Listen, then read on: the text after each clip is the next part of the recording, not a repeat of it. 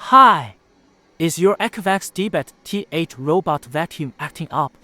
Does it turn on but just refuses to move or keeps getting stuck? No worries, we've got you covered. Now, let's see how we fixed it up and got the robot vacuum back to working like it should. So, a customer came to us with their Ecovacs Deebot T8 robot vacuum. It could turn on but just couldn't seem to get its wheels rolling, or worse, it kept getting stuck mid-cleaning. We took it in and gave it a good test run. Check this out. While it powered up just fine, it quickly got stuck or refused to budge. It was like watching a dance-off where the robot vacuum didn't know the moves. It was clear something was off. After a bit of sleuthing, we found the culprit, a faulty left wheel.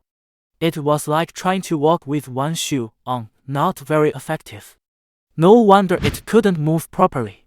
So, we recommended a left wheel replacement. But wait, there's more. Since this robot is a bit of an antique, we also recommended a deep cleaning service to give it a fresh start. After getting the green light from our customer, we went to work.